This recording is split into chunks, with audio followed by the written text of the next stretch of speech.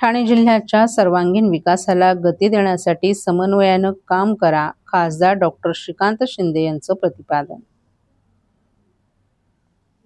ठाणे जिल्ह्याच्या ग्रामीण आणि शहरी भागाचा समतोल, सर्वसमावेशक आणि शाश्वत विकास साधण्यासाठी सर्व शासकीय विभागांनी परस्पर समन्वयानं काम करावे असे निर्देश खासदार तथा जिल्हा विकास समन्वय व नियंत्रण समितीचे अध्यक्ष डॉक्टर श्रीकांत शिंदे यांनी दिले आहेत. जिल्हा ग्रामीण विकास यंत्रणा यांच्या वतीने आज नियोजन भवन जिल्हाधिकारी कार्यालय येथे आयोजित करण्यात आलेल्या जिल्हा विकास समन्वय व सनियंत्रण समिती बैठकीच्या अध्यक्षस्थानावरून ते बोलत होते. या बैठकीत जिल्ह्यातील विविध विकास कामे, केंद्र आणि राज्य शासनाच्या योजनांची अंमलबजावणी, पायाभूत सुविधा, शिक्षण, आरोग्य, पर्यावरण संवर्धन, कचरा व्यवस्थापन आणि लोककल्याणकारी योजनांचा सविस्तर आढावा घेण्यात आला.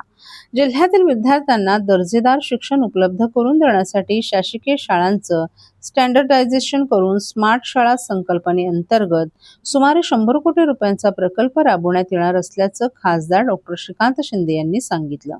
कल्याण, डोंबिवली तसेच इतर महानगरपालिका हद्दीतील जिल्हा परिषद शाळांच्या हस्तांतरणाचा प्रश्न दीर्घकाळ प्रलंबित असून तो तातडीने निकाली काढण्यासाठी जिल्हाधिकाऱ्यांनी आवश्यक कॅबिनेट नोट तयार करून राज्य शासनाकडे प्रस्ताव पाठवावा असे त्यांनी निर्देश दिले.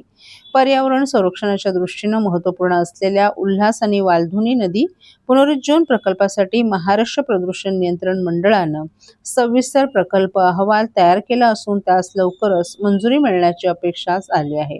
नदी स्वच्छ झाल्यानंतर पुन्हा प्रदूषण होऊ नये यासाठी नदीकाठच्या परिसरात रिव्हरफ्रंट डेव्हलपमेंट प्रकल्प विकसित करण्याचं नियोजन संबंधित महानगरपालिकांनी करावे असे निर्देशही त्यांनी दिलेत.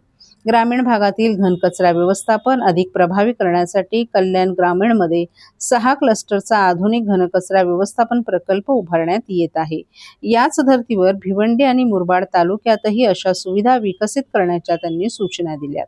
तसंच अंबरनाथ, बदलापूरच्या धर्तीवर भिवंडी महानगरपालिका आणि जिल्हा परिषद क्षेत्रासाठी संयुक्त इंटिग्रेटेड वेस्ट प्रोसेसिंग प्रकल्प उभारण्यात येणार असून त्यासाठी आवश्यक निधी MMRDA कडून उपलब्ध करून दिला जाईल असंही त्यांनी सांगितलं. याशिवाय सिमेंट रस्त्यांसोबतच टप्प्याटप्प्याने अंडरग्राऊंड केबलिंगचा आराखडा तयार करण्याच्या त्यांनी सूचना दिल्या.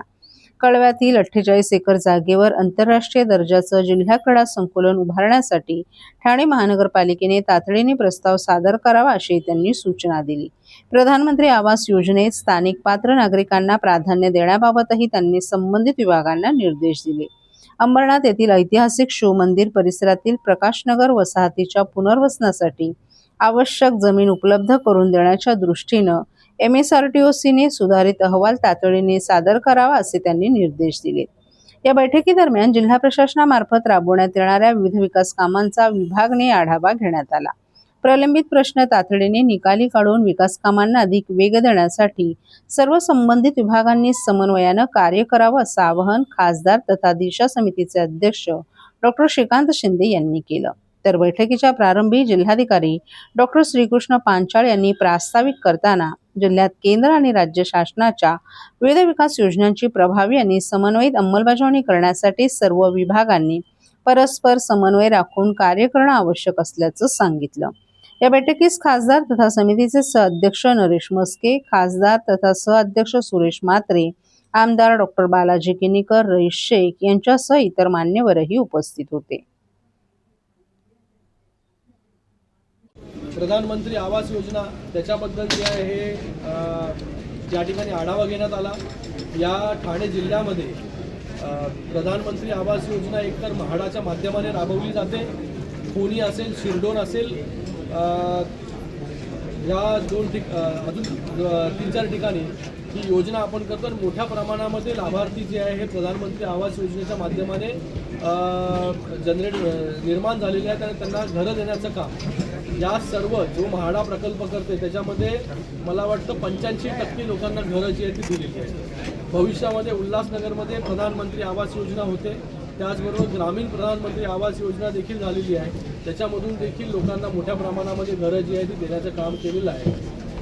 ठाणे महानगरपालिका देखील आता प्रधानमंत्री आवास योजना या ठिकाणी राबवते.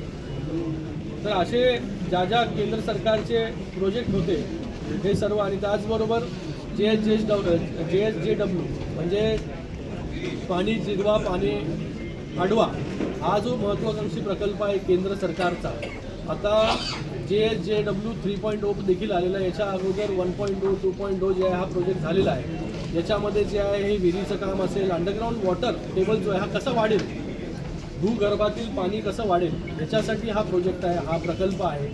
आणि हा खूप महत्त्वाकांक्षी प्रकल्प आहे. हे सगळे उद्दिष्ट तर आपण मीट करतो, पण या उद्दिष्ट आपण जेव्हा करतो तेव्हा ग्राउंड लेवल खरंच वाढते का, याच्यासाठी एक इम्पॅक्ट अनालिसिस केलं पाहिजे. तशा सूचना मी कलेक्टर महोदयांना दिलेल्या आहेत. त्याच्यावरती एक थर्ड पार्टी इम्पॅक्ट अनालिसिस करण्यासाठी एजन्सी आपण नेमा, जेणेकरून जे आपण काम करतोय खरंच त्याच्यामधून जे आहे ते भूगर्भातली पातळी जी आहे ती पाण्याची वाढते की नाही वाढत आहे, त्याचा काय फायदा होतो. तर ह्या सगळ्या गोष्टी ज्या आहेत त्या सगळ्या गोष्टींवरती आणि अनेक प्रकल्प अजून होत्या. हे मेजर तुम्हाला मी सांगितलं, अनेक प्रकल्प जे केंद्र सरकारचे आहेत हे त्याच्यावरती चर्चा या ठिकाणी झाल्या आणि चांगला आढावा, चांगलं काम जे आहे ठाणे जिल्ह्यामध्ये या ठिकाणी होतं आहे आणि जी कामं प्रलंबित आहेत ती का झाली त्याचा संक्षिप्त आढावा जो देखील घेण्यात आला आणि त्याचबरोबर त्याच्यावरती डिटेल रिपोर्ट जे आहे, जसं जलजीवन मिशन, या जलजीवन मिशनवरती डिटेल आढावा जो आहे हा मी मागवलेला आहे जिल्हा परिषद अध्यक्षांकडून, जेणेकरून खरंच जलजीवन मिशन किती प्रकारे किती पर्सेंट जो आहे सक्सेसफुल झालेलं आहे, किती लोकांपर्यंत जे आहे ते पाणी जे आहे ते घराघरापर्यंत जे आहे हे पोचलेलं आहे. कारण की हा खूपच एक महत्त्वाकांक्षी प्रकल्प आहे जलजीवन मिशन, जेणेकरून प्रत्येक घरापर्यंत पाणी, हर घर जल. तर ह्या सगळ्या गोष्टींचा आढावा जो आहे तो या ठिकाणी झाला आणि चांगलं काम जिल्ह्यामध्ये होतं.